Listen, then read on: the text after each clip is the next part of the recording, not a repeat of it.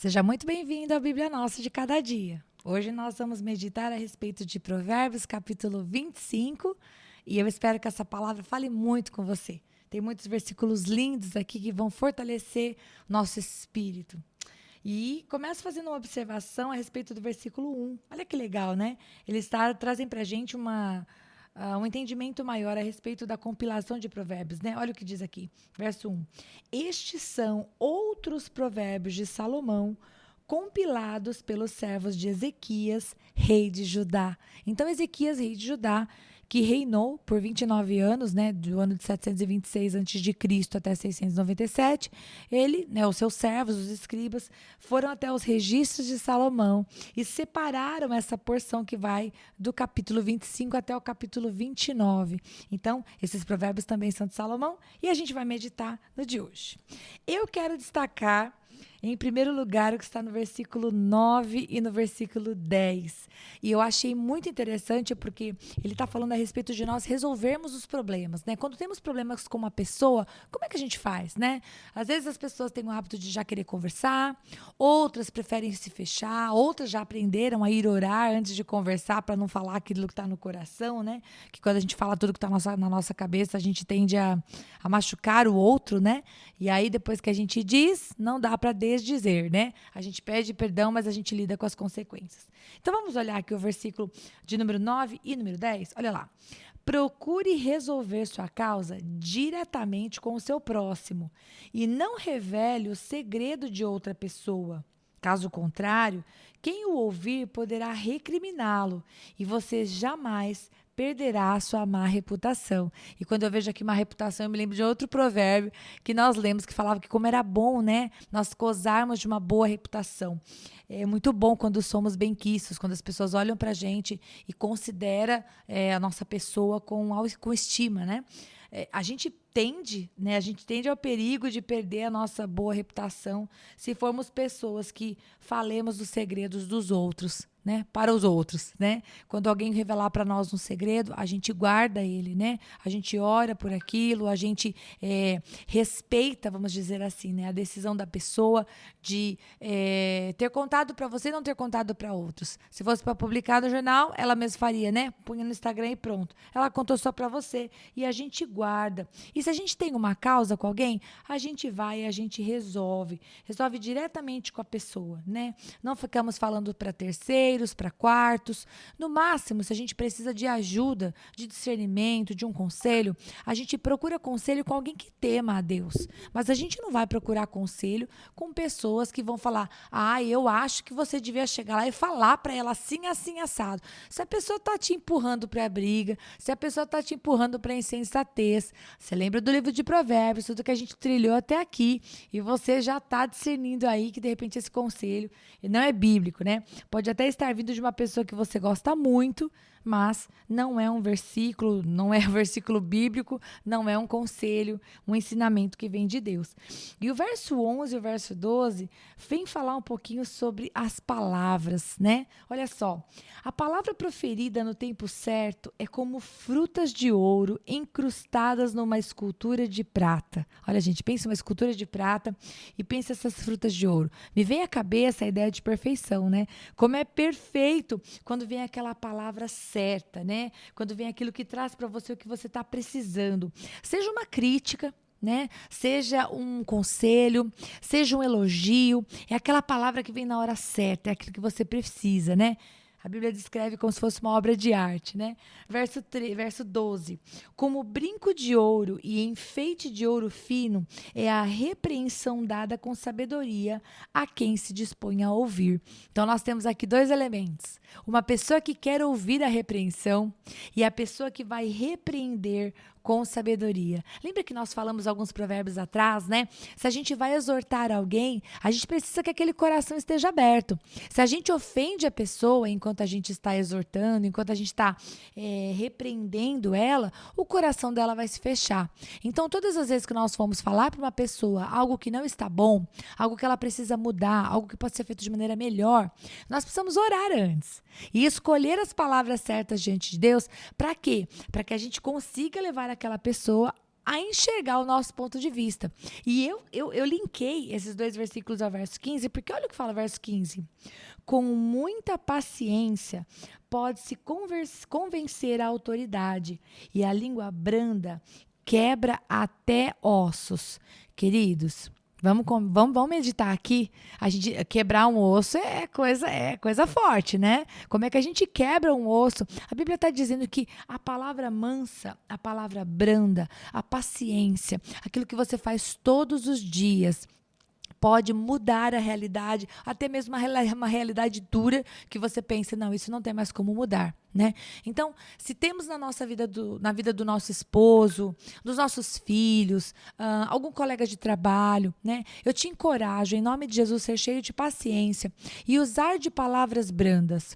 Rita, mas eu vou explicar 1000 vezes a mesma coisa? Sim, você vai. Do mesmo jeito que o Espírito Santo te ensina 1000 vezes a mesma coisa. E o Espírito Santo nunca cruza os braços e diz, de novo, Rita, socorro, hein? O Espírito Santo não fala isso para mim. Então, nós não vamos falar isso para as outras pessoas também, né? O nosso padrão, o nosso exemplo é Cristo. Então, a gente vai ter paciência com o nosso próximo. A gente vai olhar para ele e vai pensar, ok. E mesmo que o nosso próximo seja o nosso marido.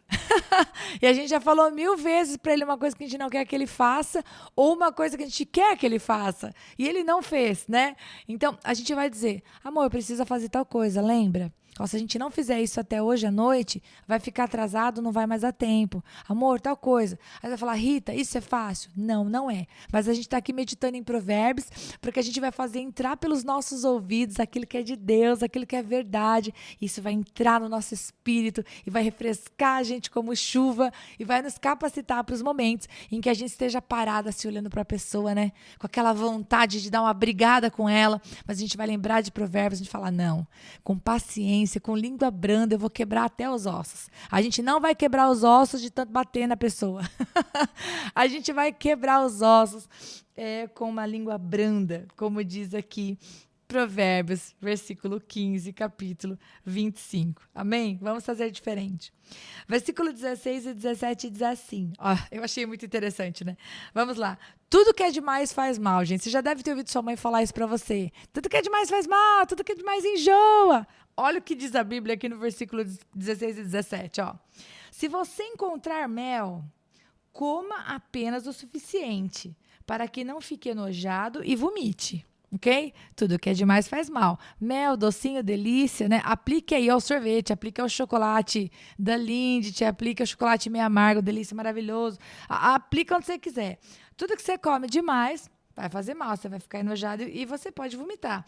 E o versículo 17 fala assim, não faça visitas frequentes à casa do seu vizinho, para que ele não se canse de você e passe a odiá-lo. Seu vizinho te ama, é um amigo, gosta de ter você perto, que legal.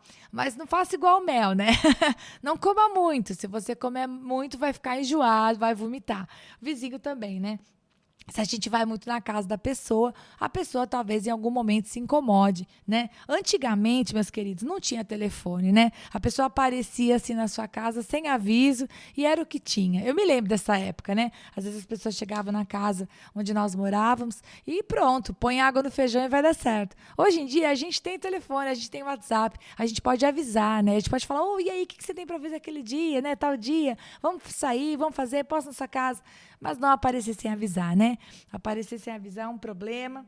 E fica aqui a dica para a gente evitar de ficar muito na casa do nosso amigo. Eu espero que meus amigos não achem que esse podcast é uma indireta para eles, porque não é. Verso 21 e 22. Se o seu inimigo tiver fome, dele de comer. Se tiver sede, dele de beber. Fazendo isso, você amontoará brasas vivas sobre a cabeça dele, e o Senhor recompensará você. Toda vez que você e eu nós pagamos o mal com o bem, 2 coisas são geradas. Amontoar brasas vivas significa que você vai deixar o seu inimigo de cabeça quente. A pessoa vai ficar pensando, como que essa pessoa é capaz de me fazer o bem, sendo que ela sabe que eu falei mal dela para todo mundo? Cara, eu dei uma humilhada nela, na frente de todo mundo, e agora essa pessoa vem e não me trata mal. Eu achei que ela ia virar a cara para mim no corredor, ela ia agir com grosseria. Ela passou por mim e falou bom dia. Passou por mim e falou boa noite até amanhã. Como que essa pessoa consegue ser simpática mesmo quando eu sou mal com ela? A gente acumula brasas vivas. E se você está pensando assim, não, Rita, isso aí é pagar de otário, isso é pagar de idiota. A pessoa pisa em mim e eu ainda falo bom dia, boa tarde, boa noite, eu ainda sou respeitosa com ela quando ela me tratou mal? Pois é, a Bíblia está dizendo que nós devemos fazer exatamente isso. Se ele tiver fome e sede, se ele precisar de algo, a gente vai estender a nossa mão para ele. Porque coisa 1, você vai causar algo dentro dele ainda que você não veja. E coisa 2, que eu acho que é mais importante, o Senhor recompensará você. Quando você paga o mal que você recebeu com um bem que vem dele o bem que você dá para a pessoa, o Senhor te recompensa. Fixe os seus olhos nas recompensas do Senhor. Fixe o seu coração no desejo de agradar o coração de Deus. E, para terminar, verso 24. Gente, eu tô muito feliz que apareceu sobre a mulher briguenta de novo. Porque ontem eu estava pensando nisso e eu pensei, poxa vida, Deus, eu acho que eu falei com a mulher briguenta. E eu vou te dizer por quê, meus irmãos. A Bíblia fala que a mulher briguenta é igual uma goteira, né? A gente viu vários textos. Olha, se você perdeu os podcasts anteriores, volta no podcast do capítulo 19 e do capítulo 21. E lá falou sobre a mulher briguenta. E aqui vai dizer, é o mesmo versículo, né? É igual. Diz assim, versículo 24. Melhor é viver num canto sob o telhado do que repartir a casa com uma mulher briguenta. E aí, por que eu disse que quando eu estava pensando sobre os podcasts anteriores, eu pensei, pô, Deus, eu falhei, faltou um pedaço. Então eu estou feliz por estar aqui de novo para falar da mulher briguenta. Quero falar com você que vive com uma mulher briguenta. Quero falar com você que convive com uma mulher. Eu posso até aplicar o conteúdo, né, o conhecimento para o homem, mas se você vive com uma mulher briguenta, eu quero fazer uma pergunta para você. Eu quero tirar o foco dela hoje. O que fazer para ajudar uma mulher briguenta?